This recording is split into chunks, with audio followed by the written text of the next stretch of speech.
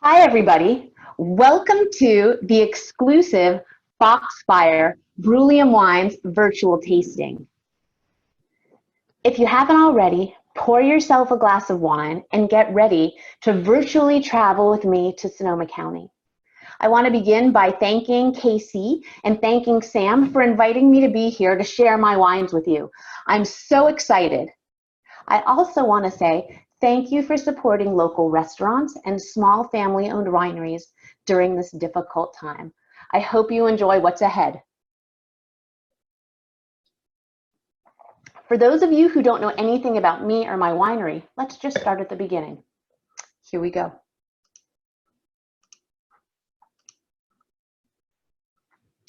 So, when I was a little girl, my dad said to me, "You can be whatever you want after medical school."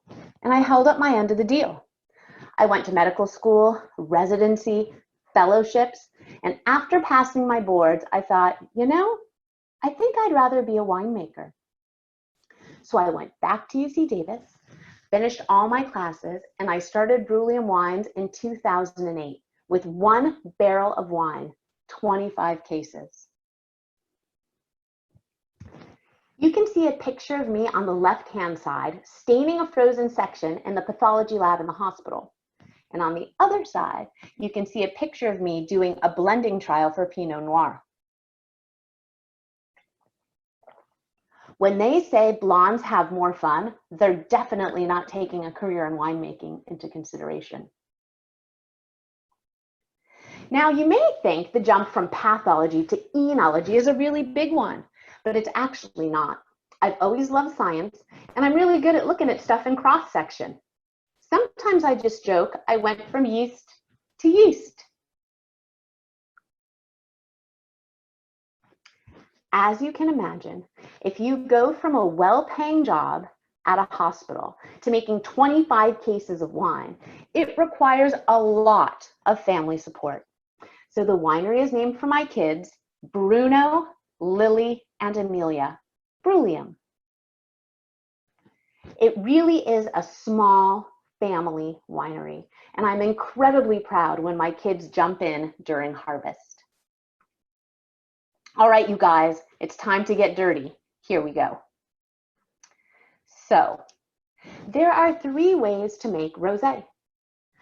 The first way is called whole cluster press. And for that, we bring in the fruit from the vineyard and we put the red grapes into the press, still on the stems, the same way you'd treat white wine. We put them into the press and we squeeze them. And the contact time between the juice that's squeezed out and the grapes in the press turns the wine pink. The juice is taken out of the press and fermented to become rosé. The second way is what you have in your glass, and that's called a saunier technique, from the French verb saunier, to bleed. This rosé is a byproduct of the Pinot program.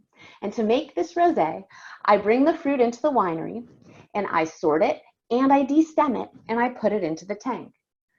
Well, even though I don't officially crush my fruit, you can imagine if you have a 5-ton tank filled with grapes, the weight of the fruit on top is going to compress the berries at the bottom a little bit, and that's going to release some juice.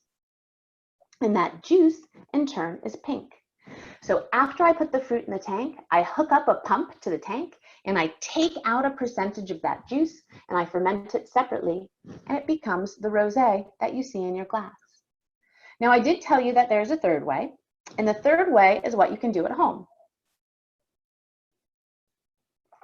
And for that, you just take your leftover red wine and your leftover white wine and you mix them together until they're pink. And I'm going to share my screen with you again. So this slide shows basically what I explained to you, that the rosé of Pinot Noir that you see in your glass is a saunier technique, and it is fermented in a mix of neutral oak and stainless steel. Now, even if you're making an easy drinking, delicious rosé, there are a lot of micro decisions that you make over the course of the life of a wine. And this slide is just meant to illustrate that even an easy drinker like rosé requires a lot of forethought. But of course, the most important thing is the color. I want my rosé to be beautifully pink and clear. So I do color trials where I add a small amount of finished Pinot back to the rosé to get the beautiful color that you see in your glass. I'm putting up this map to orient you to our vineyard, the Torrey Hill Vineyard in the Russian River Valley. You can follow my cursor, and our vineyard sits right about here, right where the Russian River starts to kiss Chalk Hill. And here's a picture of my winery. It's nice and cool and a perfect place for growing Pinot Noir.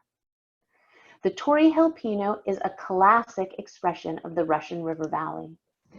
So what do I mean when I say that the Pinot is a classic expression?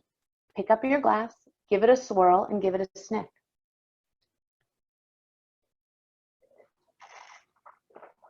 I think you're going to taste and smell plenty of things like red cherry, cherry candy, Dr. Pepper, cola, warm baking spices like cinnamon and mace, and even a beautiful floral top note like a potpourri. All of those things are really classic in the Pinot that's grown in the neighborhood where I live.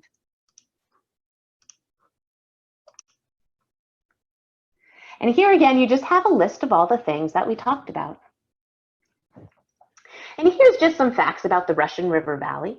There's 5 neighborhoods, and my vineyard, the Torrey Hill Vineyard, sits in the Eastern Hills neighborhood. In our neighborhood, we do get some fog, but we're pretty far east, so it's not quite as impactful as in some of the other neighborhoods. We're also a really early ripening vineyard. It's the first fruit of harvest to come into the winery. Now, I think the most important thing that you'll notice about this wine is the label on the bottle. So in 2012, when we first bought the vineyard, we asked the kids, what does home ranch mean to you? And my 3 kids collaborated to come up with an awesome drawing. It's really funny because it looks like Dexter is levitating above the vineyard. So these things are actually the vineyard posts. And when I said to Lily, Lily, how come Dexter doesn't have any legs? She looked at me like I was crazy and she said, oh, Mom, he's sitting down. You can't see them. I also want to point out that I don't own a pickup truck. I actually own a minivan, and my son is way too embarrassed to draw a minivan on the label. Every year, the label art changes, and you can see how it's progressed over the years. But every year it features our beloved pound dog Dexter, and very often a vehicle that's not a Sienna minivan. And here is a sneak peek of the 2018 label, which has not yet been released. Thank you. Thank you for giving me your time and your attention so that we could share a glass of wine together. Thank you for your support of Bruliam Wines.